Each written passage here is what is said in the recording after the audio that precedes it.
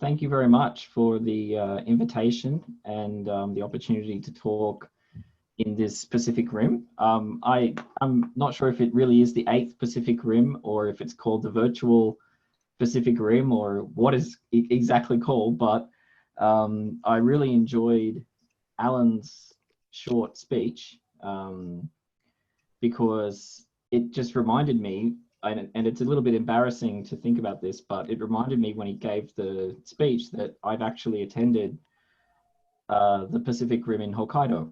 I forgot about that. And I remember talking to Takeyoshi many times during that meeting and afterwards as well, and also before it, and that was a great experience. So this is really special for me to come back for a second talk, even if it is virtual. And yes, I'm very grateful for the invitation. Okay, so this talk involves a number of people. There's Yann Bernard, he's at Monash in Australia. There's Matthew Cooper, he's from the University of New England. There's Philip Schrader, who is currently a JSPS at Tohoku University, and Valentina, and she's with me in Wollongong. And this is a number of different papers and projects, but I'm trying to, I don't know, put together a comprehensible story and yeah. Now this is my second conference talk online, which is not many. So if there are any questions, I don't see the chat on my screen, but feel free to just interrupt me at any time. I'm really happy to field questions. Okay, so here's an overview of the contents of my talk. Basically, I'm going to give a brief description of what Chen's flow is and where it comes from. Then I will talk about what results are known. And then after that, I'll dive deeply into the case of a curve, because it turns out that curves are very hard. So we're going to talk about the one-dimensional case for most of the time. Alrighty. So here's the setup. We have F here. Let me see if I can I spotlight? There we go. So we have F here. This is a smooth isometric immersion, and here M is realized as a submanifold of Rn. And it has high codimension in this slide, but later on it won't. We use H vector for the mean curvature vector, and of course we have the Beltrami equation. This Laplace F is the mean curvature vector. Okay, now what you can do is take a further Laplacian of the position to arrive at this biharmonic operator. Technically, this is the rough Laplacian, which is actually quite natural object from an analysis. From a PDE standpoint, it's a very natural object because you apply the same operator that you did here again, so you just iterate it one time. From the differential geometric standpoint, it might not feel so natural because you have to realize it as a connection on this pullback bundle, but it's fine. By the way, here in this step, capital N was set to little n plus 1, sorry about that. And then you arrive at this biharmonic operator. And when this vanishes, this is called a biharmonic hypersurface. And the fairly well-known Chen's conjecture is the statement that all biharmonic hypersurfaces, or actually biharmonic submanifolds, are minimal. And that's mostly resolved by now, but still open in a few fundamental cases. Okay, so what do we want to do? We want to take this fourth order, this biharmonic operator, and consider its heat flow. So we're basically looking at what could be called the geometric biharmonic heat flow for immersions. And just in recognition of the fact that this operator has been considered for a very long time by Chen in a geometric situation, we call it Chen's flow. That's why we call it Chen's flow. Okay, so this flow is a one-parameter family of smooth isometric immersions. Okay, here we have the time variable that satisfies some initial condition, and we're just working in a smooth setting for now. Right? And actually, throughout all of this talk, we'll be working in a smooth setting. There's a lot to be said about weak solutions and different kinds of function spaces, but we're not going to say that today. Okay. So just on that local existence and PD perspective, if you break down this operator locally in coordinates, you see it's a fourth order quasi-linear elliptic operator. And so in, say, smooth functions framework, you can solve it locally and get a unique solution without a problem, locally in time. Okay, so this slide is the result of some joint work with Phil Schrader and Valentina together. And this was basically us trying to make sense of the gradient flow structure for flows like the surface diffusion flow. And we discovered some interesting facts. So let me explain very briefly how this Chen's flow actually arises as a gradient flow. So in this case, you have an immersed hypersurface, and you consider, okay, so there's a lot of things going on in this slide. Consider the bigger space of all immersed hypersurfaces, and then on that space of all immersed hypersurfaces, place a H1 metric on that space. Normally, we would consider an L2 metric, but by earlier work of Mikor and Mumford, which appeared in, I think, 2005, I'm not sure, I can't remember exactly the date, but they proved that the L2 metric on spaces of shapes, so spaces of immersions, is trivial. So the whole metric distance goes down to a single point, which is very surprising, but true. So it makes more sense to place a metric with more regularity built into it on spaces of manifolds, spaces of shapes, spaces of immersions. And one of them is this H1 metric. So that is, if you take two vector fields on a given immersion, you can make their inner product like this. Okay. Now this overline, this bar signifies the average, and if you restrict this metric to the subbundle of vector fields with zero average, then you obtain a sub-Riemannian metric where you've discounted the average. So you can think of this as modulo the average of a function, something very natural from a Fourier standpoint. And then you get, by taking the dual, there's H-1, and we actually saw in the last talk some negative Sobolev space shenanigans, and so here's some more of it. H-1 sub-Riemannian metric, which looks like this. And then the interesting consequence is that if you are in this sub-Riemannian framework, then you can take what's called a horizontal gradient flow, where you quotient, of course, by the vertical spaces, which is the average, and you end up with the bi-Laplacian structure. So you end up exactly with Chen's flow.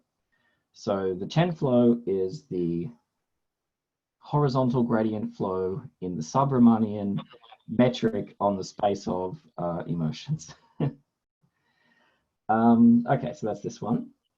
And there's another remark here about surface diffusion, because you can try to create a formal framework for surface diffusion as well, but it's more difficult because what has happened classically in the literature is that you fix your initial data and you write the flow as a graph over that initial data. And then in the function space that you get, which is the function space of scalar, so function space of normal variations to that fixed initial data, you get a H-1 gradient flow structure for area. Unfortunately, if you're trying to think about this in terms of a global space of immersions, then you are restricting yourself to a neighborhood of the initial data. So in terms of surface diffusion flow, this formal interpretation is a gradient flow, even in the sub-Riemannian. So you have to also quotient out by the average. So you have, again, a sub-Riemannian horizontal gradient flow structure, but it only holds in a tubular neighborhood of the initial data. So that means that it's not as general, but that's still a nice consequence. Okay. So let's talk a little bit about this Chen flow. What does it do? First thing is that it's stationary on any biharmonic submanifold, obviously, right? Because then the time velocity is zero. And it's worth saying that every minimal submanifold is automatically biharmonic, so it detects minimal submanifolds. Does it detect any more than that? Well, that's Chen's conjecture. Okay, so that's the relationship. Okay, another natural question: what happens to a sphere? If you start with a sphere of radius r0, then the flow shrinks homothetically, and the maximal time of existence, so the extinction time, is exactly this number. So it depends on the dimension, depends on the radius. And there's a fourth power here, which is aesthetically very pleasing because it's a fourth order flow. And then this is shrinking to a round point. Okay, now I'm going to present a number of pictures that are created by Matt Cooper in our joint work. And this is going to be on curves, but it really showcases some characteristic behavior of the flow. Alrighty, so this is the famous Lemniscate of Bernoulli, and you can see that it shrinks self-similarly, and that's amazing. So this is a shrinker, and it's very singular. So this is telling you that in the class of immersed surfaces, you can have a wide variety of singularities. When the flow shrinks down to a point, it may not be a sphere. It could be something else. This is the parameterization we use for this simulation. Okay. Now, if you have an unbalanced lemniscate, what happens? The small loop pinches off, and we'll say more about this later. But this is a very interesting singularity. Here is this Lame curve. So this is like an elongated ellipse. Okay, you take an ellipse and you stretch it out. And you don't have to stretch very much to notice that the first picture is convex, and then it loses convexity after some time. This was observed for curve diffusion flow by Giga and Ito many years ago. And so this is a well-known phenomenon in fourth order flows. And here is an example of it happening for Chen's flow. Okay, just like you can lose convexity, you can also lose embeddedness. Here is a dumbbell-shaped curve, and this is a zoomed-in part of the neck of that curve. And you can see that after some small amount of time, the curve has intersected itself, which is something that does not happen when you have a flow like the curve shortening flow. But it does happen here. And this is, again, another phenomenon that was observed by Giga and Ito many years ago, and is known by now to be something which we expect for fourth order curvature flow, most fourth order curvature flow. Okay, so if you take something which is a circle or a sphere and it shrinks to a point, you might hope to prove that if you perturb the circle or the sphere and then you rescale, you see something which is again round. This is a interesting, you can ask a similar question for the Lemniscate of Bernoulli. So if you start with something which is like the Lemniscate of Bernoulli, and you make a symmetric perturbation so you don't change the area balance on each leaf, then when you rescale, do you see the Lemniscate of Bernoulli or do you see a different Lemniscate? There are many Lemniscates. And so just as a first step in thinking about this question, we took the Lemniscate of Girona, which is given by this parameterization, and you can see it evolving. And if you rescale, strangely enough, it becomes the Lemniscate of Bernoulli. So is the Lemniscate of Bernoulli the best Lemniscate? Chen's flow maybe says yes, but we don't know. So that's ongoing work, but I think it's extremely interesting. Analyzing curvature flow in the neighborhood of Lemniscates is extremely challenging. So, okay. What else can happen? So we've seen loss of convexity, we've seen loss of embeddedness, and we saw that if you have an unbalanced lemniscate, you can have a finite time singularity that is essential. But that really was more of a topological problem where it was trying to transition from a lemniscate to a circle. And so you can ask the question, if you are already in the topology of a circle and you're embedded, can you have finite time curvature singularities? Yeah? How bad can the flow be? And this is an example due to Meyer. And he presented this example for the area preserving curve shortening flow, but it also works here. So these are our simulations. We didn't just present, this is not the area preserving curve shortening flow simulation. These are our simulations by Matt Cooper. And you can see the initial curve is embedded. After a short time, it becomes non-embedded. It's still in the topology of a circle. And then this inner loop wants to pop out to become convex. It wants to, but also this immersed part wishes to become embedded, and there's a competition. And if the competition goes on the side of the loop, then you end up with this kind of extremely painful finite time singularity. So what this is telling us is that we cannot expect to have good global behavior for any arbitrary data. We need some condition. Okay, this picture, yes, I know we're on a flat plane, so it doesn't look like it's 3D, but this is a 3D curve. And what's interesting here is that if you have, this is called the figure 8 knot in R3, because the flow is a flow of immersions and it won't detect any kind of self-intersection and won't care about self-intersections as long as the points are different in the parameter domain, this one actually unravels smoothly and there's no essential singularity. That's interesting. Okay, and the same for a trefoil knot, similar thing happens, but the convergence here is to a multiply covered circle. So this is an example of convergence in a different winding number. Okay, so some natural questions come up from these simulations. Is bounded data always singular in finite time? Right? It seems like the flow shrinks a circle down to a point or a sphere down to a point. You can have other exotic singularities. So are singularities generic? That's a natural question. Another question is, are spheres stable? So if you take a sphere and you make a perturbation and you rescale, will you see a sphere? What about stationary solutions? Are they stable? Minimal submanifolds, are they stable? And then, of course, the stability question for the Lemniscate of Bernoulli. Okay, so this is the theorem from our paper, myself, Valentina, and Yann Bernard.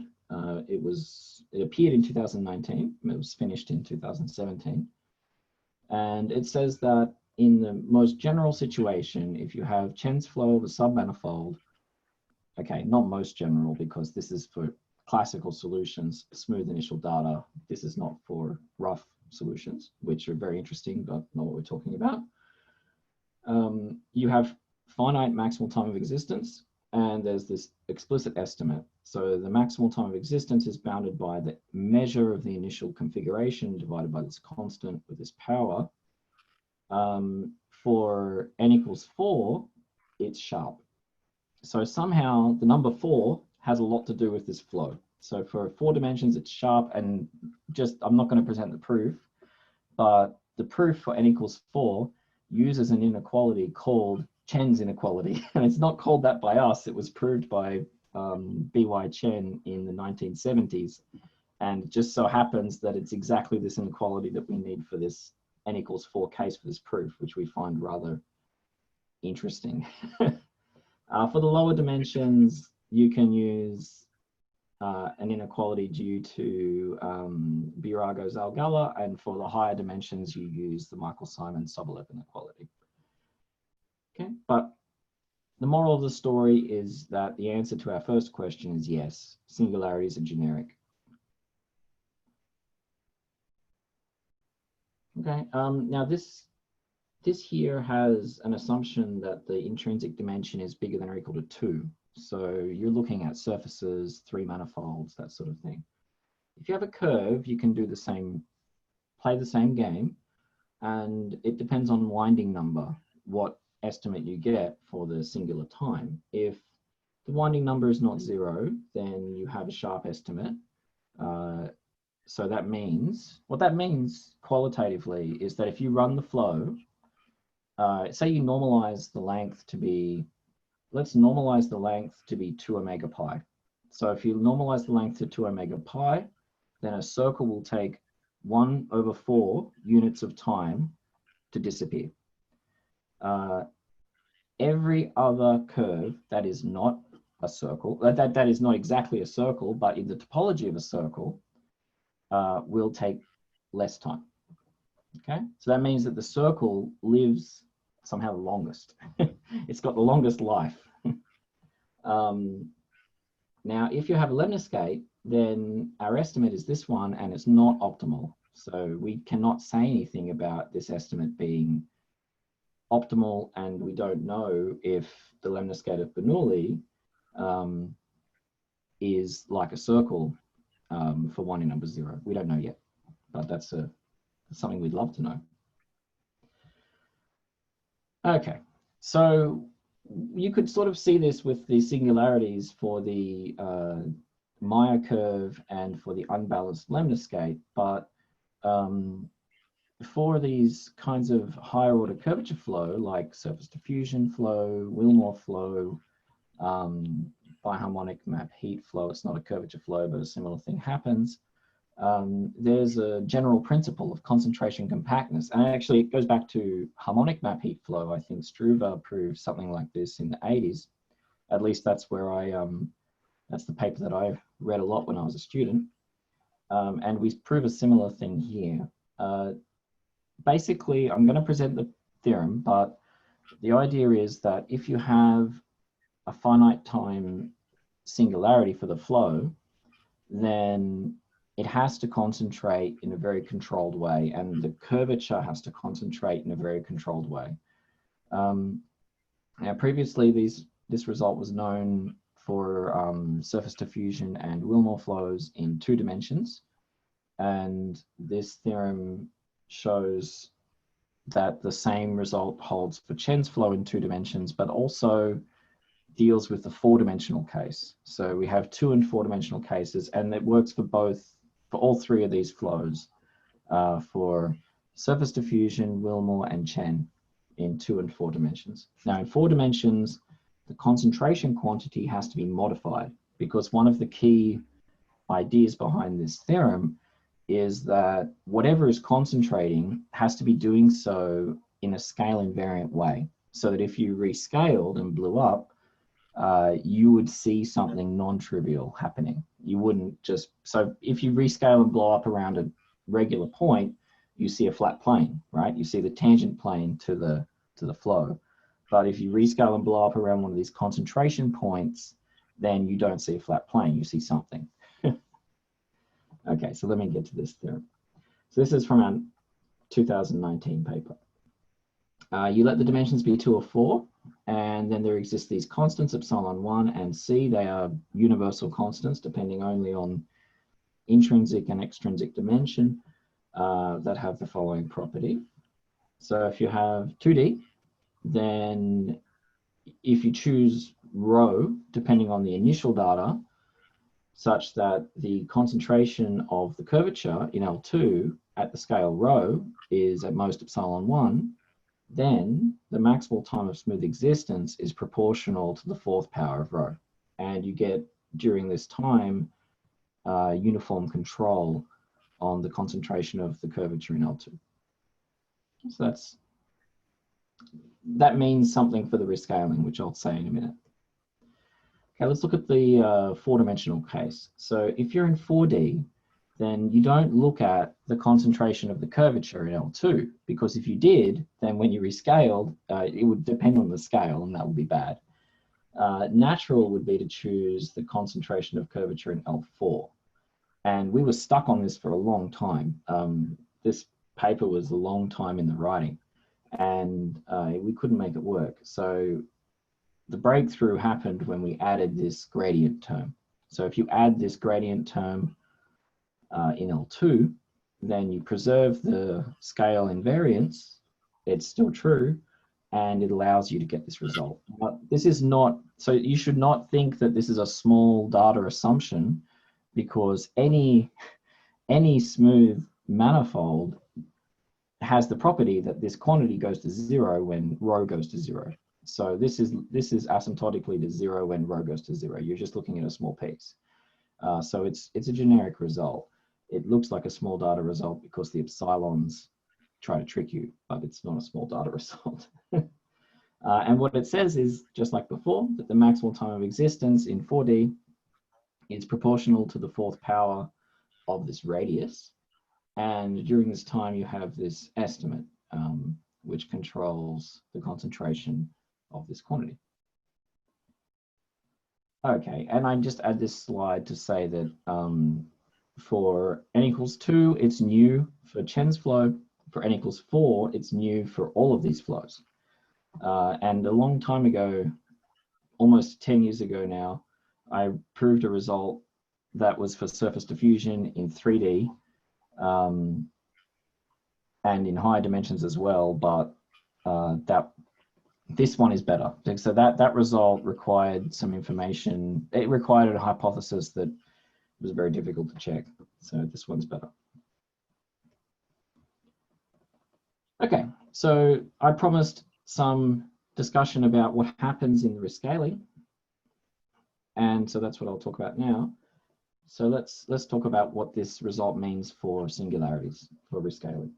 If you let rho of t, so now rho depends on t, it's a concentration parameter, denote the largest radius such that, you know, either of the concentrations holds, then just by solving that inequality, you get that it's bounded above by this 4th root. Okay. And what that means is that if you rescale, you have that this concentration parameter controls the concentration of the curvature in L2 or this curvature plus gradient term here, so that it's non-trivial. It guarantees, so the thing that I was saying before about the concentration being guaranteed along a finite time singularity is confirmed by these inequalities, right? Because if you have a flat plane, it has 0 curvature, so these contradict that. That means that the blow-up is non-trivial. Okay, so what we've got so far is that in a fairly generic situation, singularities occur. You flow for a finite amount of time and singularity happens. And then when it happens, it has these properties, this kind of curvature concentration. And the next question really is to say, well, what is the shape of these singularities? What is their asymptotic profile? And that's extremely hard. So we were successful in 2D in 2019 with any codimension you like. And what we say is that if you take the trace-free second fundamental form in L2, if it's smaller than this explicit constant, this constant is like, I think it's 1 over 100, something like that. It's much smaller than 8 pi. It's about, but it's not microscopic, but it's like 0.01 or something. Then it's asymptotic to a sphere. So this is a geometric stability type statement. And that was sort of, that actually depends on some very careful analysis of how the first variation of that functional, that's a vector in that space of immersions, it's a curve, it generates a curve, and how that makes an acute angle with the vector for the Wilmore flow. Once you have that information, then you can finish the proof, but that's the basic idea. Okay, so that's all from 2019. Now let's talk a little bit more. I was just checking the time about what happens next. So, just as a personal note, I really owe my work with Chen to Yann Bernard. We looked at this in 2010, 2011, and we wanted to prove Chen's conjecture.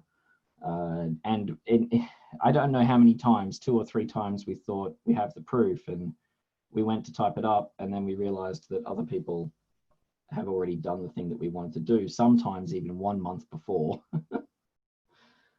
Anyway, so we didn't end up doing that, but we have ideas for how to use the flow to get information about the conjecture.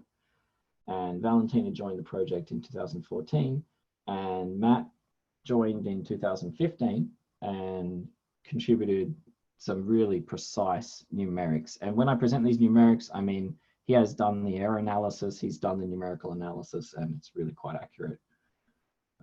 For n equals 2 and n equals 4, we finished in 2017. For the result for curves, we thought, well, curves are easier. 2 manifolds and 4 manifolds are definitely harder than curves. And so we thought they'd be easier, but it doesn't turn out to be the case. It's actually much more difficult because we needed new ideas, and new ideas sometimes work, sometimes don't work. And this was finished at the very end of 2019. And it's on the archive now. Okay, so for curves, this is the gradient, this is the flow. So you have the time derivative of your immersed curve is this in the normal direction. KSS is the second derivative of the curvature function. K cubed is the cube. Nu is the normal vector. We don't need to worry about the tangential term in this case because we have a closed curve. Okay, and we need to analyze it. So the first thing is that the techniques we used for the high dimensional setting don't carry over, because in the high dimensional setting we make great use of the second fundamental form and the trace-free second fundamental form, and that doesn't make any sense in the curve setting. The usual suspects that you look to in the curve setting are the normalized oscillation of curvature, where you replace, the trace-free part by the average. And this doesn't work for Chen's flow. And we were very confused. We tried many different things. We tried isoperimetric ratio, which didn't work. We tried isoperimetric defect, which didn't work. We tried, so you can do linearized stability. Linearized stability works, but it gives you a very specific statement. And that's, and we didn't want that. So we kept searching and searching for something that worked. One thing that struck us with the numerics is the analogy with curve shortening, because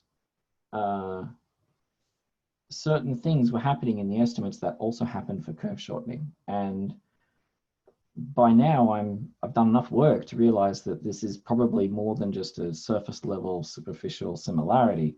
Curve shortening is an L2 gradient flow for length, and this one is this sub-Riemannian gradient flow for length. And I think that this, singularities are generic property means that some of the techniques, apart from the maximum principle, apart from comparison principle, should carry over to Chen's flow. Okay. We looked closer at the case of a circle. So if you look at the length of a circle, then it satisfies this equation with an equal sign. The length of a circle is equal to the 4th root of this quantity. Now, just incredibly superficial, but if you take this to a 4th power, so length to the 4th power, it's a linear function. Okay, so in space-time, it's a linear function. And then if you have a linear function and you make a perturbation, then you can perturb it to be either convex, concave, or neither. It seemed to us that there was either the convex or the concave possibility. And if it was convex, then we would get some really powerful estimates. And that's what turned out to be true, was that length itself does not have good behavior, but the 4th power of length is where our key estimate was hiding. Okay, so you set the fourth power of length to be this phi, and then phi is decreasing. And if the initial velocity is not, so it says small here, but small is not exactly correct. It has to be close to the velocity of a circle. So a circle could have velocity coming out like this, or if the winding number is large, the velocity might be very dramatic, it might be very large. We don't require the velocity to be small, we need it to be in a neighborhood, an explicit neighborhood of circle. And of course, this phi prime, the amazing thing is that this phi prime is scale invariant. So the result holds at all scales. So we did some numerical simulations about this just to check, you know, partially to check if what we were thinking was actually correct. And yeah, so if you take a circle and you scale so that the length of the circle is 1 initially, then a circle decreases linearly like this. And if you increase the winding number, then the velocity increases, but it's still linear, okay? And now if you take a small perturbation, say you turn your circle into an ellipse just by a small perturbation, then you can see that the velocity is bigger, you know, it's decreasing faster, but the profile is convex. And if you do it as a star, so star shape here is convex and concave, okay, so it's an oscillating boundary, then it's decreasing even quicker initially, but overall the profile is convex, and that's, yeah, that's great. Now we also, okay, and I should also say that all of these simulations are asymptotic to a circle, okay, so they're regular. Here's a limison, and it's going to be singular, okay? And you can see the simulation along the top here. And so it has a little tiny loop there that's pinching off. And what does the length do in this case? Because if the length is convex, then we have trouble. But look at this. It's just, I don't know, this seems like, to me, this is a miracle, a mathematical miracle. But you look at the behavior of length to the fourth power, so not length, but length to the fourth power, you can see it's decreasing, but look what happens. It's concave. Isn't that amazing? So there you go. Anyway, so what this means is that you get a key estimate to start your machine working to get regularity. And the theorem you find after quite a bit of work is this one. So this is Matt Cooper, Valentina, and myself. And we say that if you have a compact, a closed curve, can have any winding number you like, and it satisfies in terms of the velocity, so this phi function, it satisfies this inequality on the initial data, then length goes all the way down to 0, you don't become singular, and when you rescale, you get convergence to a round circle exponentially fast. Okay, and I wrote the rescaling explicitly here because, I don't know, I just wanted to. Now we also just wanted to, so this is the case of a closed curve. If you don't have a closed curve, if you have a segment and you support it on parallel lines, then the whole situation becomes easier. And this is again, just like curve shortening flow. For curve shortening flow, if you have a closed curve and you want to prove either Gauge-Hamilton, which says that convex curves converge to round points, or you want to prove Grayson's theorem, and you don't know about Ben Andrews and Paul Bryan's miraculous function, then you have a lot of work ahead of you. So the compact case is hard.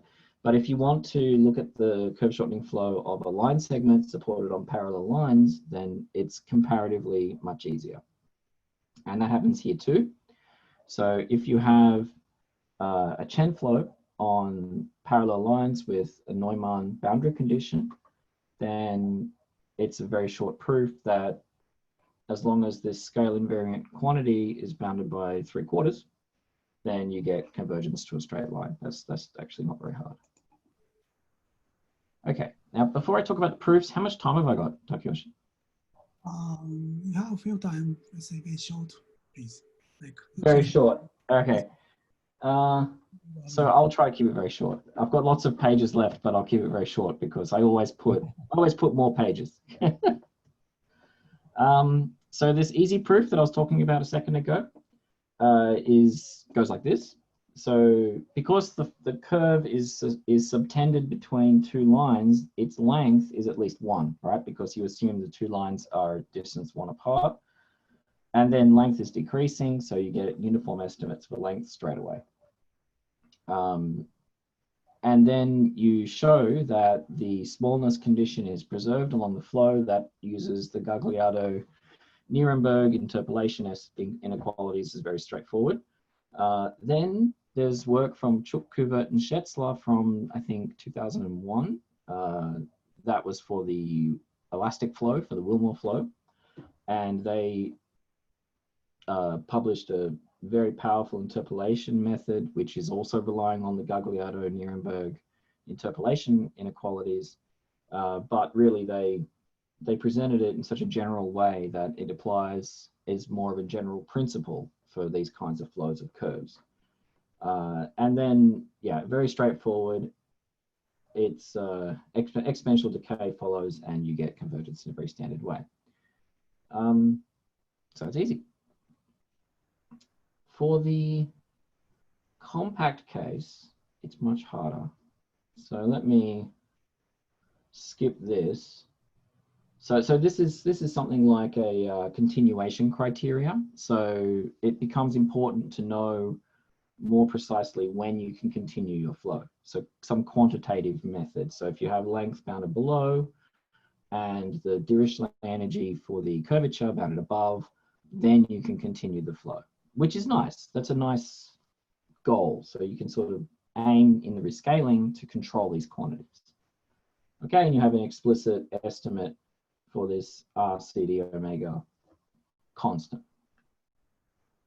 Okay, now I spent a long time talking about convexity of the 4th power of length, and I said it gives you an estimate. I didn't tell you what that estimate is. Now I'm telling you what that estimate is. So this is it. It's like an energy identity, and you can see that what is controlled in L1 of time are these mixed quantities on LP norms of the derivatives of curvature multiplied by length. And that's why it's so awkward, because the length is going to 0, so, and the curvature is blowing up.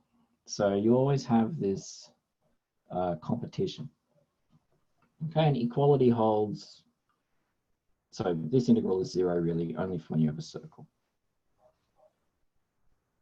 Okay, now what this means is that you can use the Chuk-Kuvert-Schätzler interpolation framework in reverse. You can say, and actually this is not new, this is from them. So this is their idea, that if you had an estimate on the curvature, for example, in L2, then you could use the other estimates to continue the flow. And that gives you an ODE inequality, which allows you to estimate the rate of blow up, which is this. So the curvature in L2 blows up at least as fast as 1 over this 4th root of time. And that's crucial, because once you have that, then you can start to get some control of the geometry of the blow up. Okay, yeah, you can also identify the final point. I want to skip that because that's a really long proof. And then you rescale. So you rescale like in this very specific way. This is tailor-made so that our estimates carry through the rescaling. And then you get a new flow equation, which looks like this, which is looks complicated, but in the normal direction, you're adding this Minkowski support function. It's not very complicated. And yeah, and then you have to start analyzing the rescaled equation. You get length estimate from above and below. And I'm going to skip the proof of that. And then you get subconvergence to an omega circle. And I'm going to skip that too. Basically, yeah, I'm skipping this. there's a really key thing that happens right at the end. Oops, yeah, here it is. Okay, so you get this subconvergence to a circle, or an omega circle, and then the question is, well, what do I do now? Because I've got subconvergence, but I don't have any uniform control. And the interesting thing that happens is that you go back to the isoperimetric ratio. We wrote off the isoperimetric ratio because it didn't have good behavior under the flow. And that's still true. But the point is that if you are convex, and if by some miracle convexity is preserved, then the isoperimetric ratio is monotone and actually exponentially decays and actually controls everything. So the way the big proof works is that after you rescale, you get subconvergence to a circle. That gives you infinitely many time points where it's convex. It doesn't give you convexity in between, but okay, there's a technical limitation that you have to overcome in the proof to get past that, but it's enough to get the isoperimetric ratio kicking in and giving you that exponential decay. And so here you go, then you get this exponential decay. That's it. So yeah, sorry if I went over time. Thank you for your attention. That's it. Thank you very much.